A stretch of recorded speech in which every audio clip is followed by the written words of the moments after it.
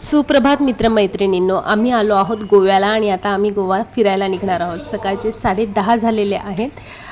Resort जे आहे ते आपलं जे कोलवा बीच आहे त्यावरच आहे आणि इथून सुंदर व्ह्यू दिसतो. खूप छान वातावरण आहे हॉटेलमधलं पण आणि हॉटेलच्या बाहेरून जो व्ह्यू दिसतो तिथलं पण. हे आहे रिसेप्शन आपलं, इकडे आहे बीच आणि हे आहे आपलं रेस्टॉरंट. तर आम्ही आता मस्त गरम गरम ब्रेकफास्ट करणार आहोत.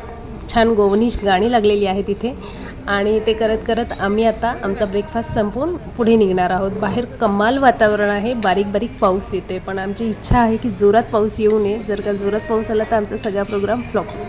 आम्ही जास्त फिरणार नाही आहे, काही स्पॉट्स करणार आहोत. तर मी तुम्हाला घेऊन जाणार आहे गोव्याचे काही सिलेक्टेड जे स्पॉट्स आहेत ते पाहायला. तर तुम्ही माझ्यासोबत राहा. बरं, हे जे रिसॉर्ट आहे इथली व्यवस्था अगदी उत्तम आहे. ब्रेकफास्ट छान आहे, लंच डिनर छान आहे. तुम्हाला जर काही इथे व्हिजिट करायची असेल तर डिस्क्रिप्शन बॉक्समध्ये मी तुम्हाला रिसॉर्टचं नाव हवे असल्यास डिस्क्रिप्शन बॉक्स चेक करा एकदा. तर आता आमचा ब्रेकफास्ट झाला आहे आणि आता आम्ही निघालो आहे. चला, निघता निघता तुम्हाला मी रिसॉर्टच्या बाहेरचं कॅम्पस दाखवते. छान पार्किंग एरिया आहे, त्याशिवाय स्विमिंग पूल, काही ठिकाणी सिटिंग अरेंजमेंट्स केलेले आहेत. असं छान आहे. चला, आपली गाडी आलेली आहे आणि पाऊस पण थोडा जोरात पडायला लागला आहे. तर आपण आता मस्त बसून घेऊया. आणि बघा, आता पाऊस खूप जोरात पाऊस आलेला आहे. आता आम्ही जाईपर्यंत माहिती नाही आहे पावसाचं, पण आपण निघूया. चला. तर मित्रमैत्रिणींनो, आपण गोव्याचं एक प्रसिद्ध मंदिर आहे मंगेशी मंदिर, तर तिथे पोचलेलो आहोत आणि खूप सारं शॉपिंग आहे बाहेर. तिथल्या काही फेमस गोष्टी आहेत त्या इथे मिळतात, तर त्या आम्ही बघत बघत पुढे निघालो आहे. मंगेशी मंदिर हे आपल्या महादेवाचे मंदिर आहे आणि हे जे मंदिर आहे ते 15व्या शतकातलं असलं तरी आपले जे शाहू महाराज होते त्यांनी 18व्या शतकात हेच याचा मंदिराचं जे आहे ते रिन्युएशन केलेलं आहे. आणि आता महत्त्वाचं म्हणजे आपल्या ज्या लता दिदी आहेत तर त्या या मंगेशी गावच्याच आहेत आणि त्यांचे जे वडील आहेत तर ह्या मंदिरापासून ते प्रेरित होते, मंगेशी मंदिरापासून, आणि त्यावरूनच त्यांचं नाव आहे ते मंगेशकर त्यांनी प्रेरित होऊन ठेवलेलं आहे. आणि म्हणूनच या मंदिराला एक संगीताचा वारसा आहे असं आपण बोलू शकतो. गोव्यातलं हे प्रसिद्ध मंदिर आहे. तर मित्रमैत्रिणींनो, गोव्याचं हे असं सुंदर प्रसिद्ध मंदिर आहे. तर तुम्ही येणार असाल, इथे भेट देणार असाल तर हे मंदिर तुम्ही व्हिजिट करायला नक्की या. हे मंदिर पाहण्यासाठी तुम्हाला अर्धा तास लागू शकतो. आतमध्ये कॅमेरा अलाउड नाही आहे, तर आपण आतलं काही दर्शवू शकत नाही तुम्हाला मी.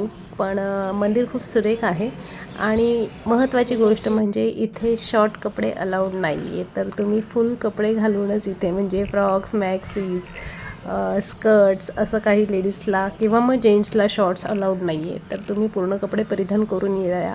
अदरवाईज तिथे तुम्हाला काही गुंडाळून घेण्यासाठी काही कपडा दिला जातो, तर तो तुम्हाला यूज करावा लागेल. पण बेस्ट वे तुम्ही तुमचे कपडे व्यवस्थित परिधान करून जा. हे अशा प्रकारचे कपडे मिळतात इथे, तर ते तुम्हाला घालावे लागतील जर तुमचे शॉर्ट कपडे असतील तर.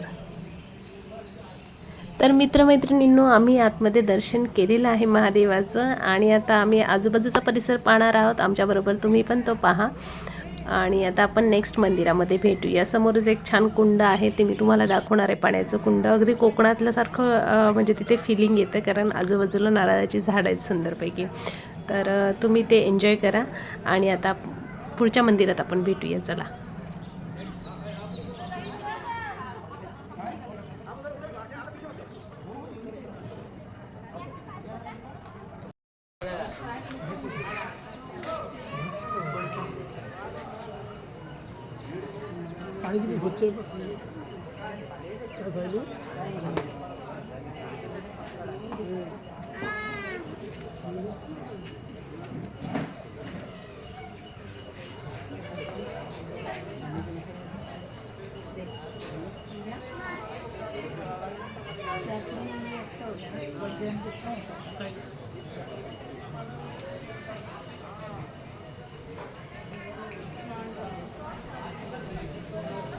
तर आता आम्ही आलो आहोत फोंडा, गोवामधील शांतेरी या गावामधलं असलेलं हे शांतादुर्गा या मंदिरामध्ये. अगदी फेमस हे मंदिर आहे. गोव्यामध्ये याल तर नक्की दर्शन घ्या तुम्ही पण. चला मित्रमैत्रिणींनो, मंदिराच्या आत जायच्या आधी तुम्हाला जाता जाता एक मंदिरामागची कहाणी जी आहे, हिस्ट्री जी आहे ती सांगते मी तुम्हाला. एकदा भगवान महादेव आणि भगवान विष्णू यांच्यामध्ये मोठं युद्ध झालं आणि ते युद्ध काही केल्या थांबेना. तर ब्रह्माजींना काळजी होती की आता हे युद्ध कसं थांबवायचं. तर त्यांनी आपल्या माता पार्वती यांना आवाहन केलं हे युद्ध थांबवण्यासाठी. आणि हे आवाहन प्रार्थना ब्रह्माजींचे ऐकून पार्वती मातांनी शांतादुर्गा देवीचं रूप धारण केलं आणि हे युद्ध थांबवलं, शांत केलं. आणि म्हणूनच या मंदिराला शांतादुर्गा हे नाव पडलेलं आहे. तर असं हे प्राचीन जे मंदिर आहे ते 1713 ते 1738 या कालावधीमध्ये बांधलं गेलं होतं. आणि याची जी पुनर्बांधणी होती ती आपले छत्रपती शाहू महाराज यांचे जे मंत्री होते नरोरामजी यांनी केली होती. असे हे भव्य प्रवेशद्वार असलेले शांतादुर्गा मंदिर भारतीय तथा पोर्तुगीज वास्तुकलेचा उत्तम नमुना आहे. आम्ही या मंदिरामध्ये 12:30 वाजता पोहोचलो आणि त्यावेळेस आरती चालू होती. आरती झाल्यानंतर जवळपास त्यानंतर 15-20 मिनिटांनी आम्हाला आतमध्ये सोडण्यात आलं. मंदिरातून खूपच छान आहे, कॅमेरा लावून नाही आहे, त्यामुळे आम्ही तिथे आतमध्ये कुठलेही फोटो किंवा व्हिडिओ काढले नव्हते. पण आजूबाजूला काही मंदिरं होती, तिथे बरीचशी मंदिरं आहेत, तर तिथे पण आम्ही प्रवेश केला, दर्शन घेतलं.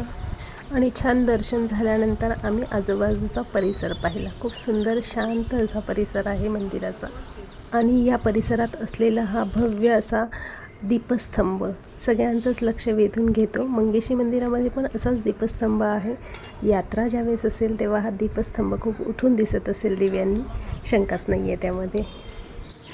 तुम्हाला कधी योग आला जत्रेच्या निमित्ताने गोव्याला येण्याचा तर इथे दिव्यांनी उजळून निघालेला हा दीपस्तंभ बघायला नक्की या. तर असे हे शांतादुर्गा मंदिर आम्ही पाहिले आणि तुम्हाला पण मी दाखवलेलं आहे. आता आपण पुढे निघणार आहोत, तर पुढे कुठे चाललं आहे बघत राहा.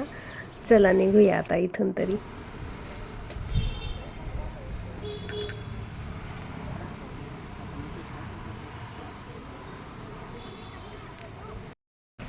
So friends, here we reached to our next destination.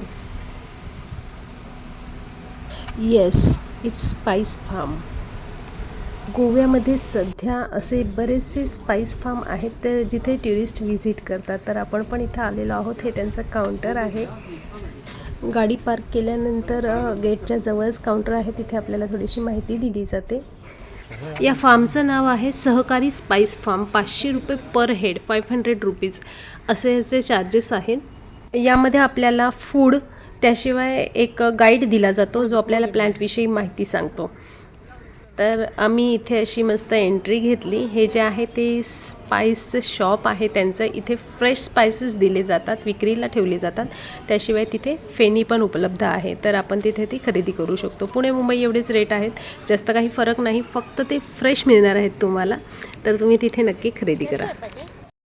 आम्ही आतमध्ये आलो, आम्हाला एका ठिकाणी बसवलं गेलं, छान स्वागत केलं आमचं. या मॅडम ज्या आहेत त्या आमच्या गाईड आहेत, तर त्या आता आम्हाला गाईड करणार आहेत. पुढे आल्या आम्हाला हे आहे ते वेलकम ड्रिंक दिलं गेलं. हर्बल टी आहे तो.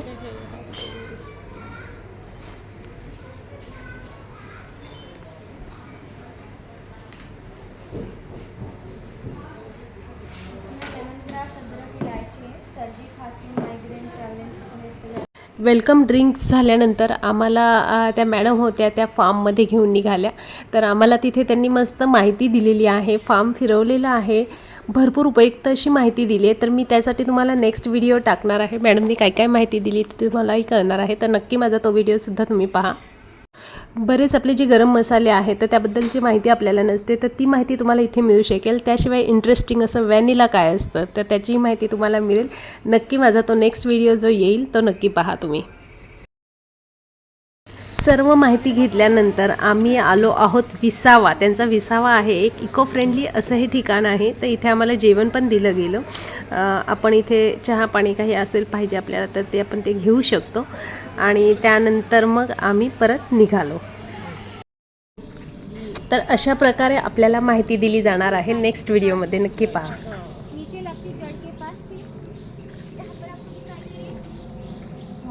ऐसे करके ना एक करके जड़ बाहर आती है और ऐसे इलायची लगना स्टार्ट होती है. एक नेक्स्ट 2-3 मंथ्स में वो रेडी हो जाएंगे हार्वेस्ट. चला मग मित्रमैत्रिणींनो, थोडंसं निसर्ग सौंदर्य आणि खूप सारं नॉलेज घेऊन आम्ही इथून निघालेलो आहोत. तुम्हाला हा व्हिडिओ कसा वाटला, आवडला का? तर मला नक्की ते कळवा. त्याशिवाय सबस्क्राईब करायला विसरू नका, लाईक करायला विसरू नका. धन्यवाद.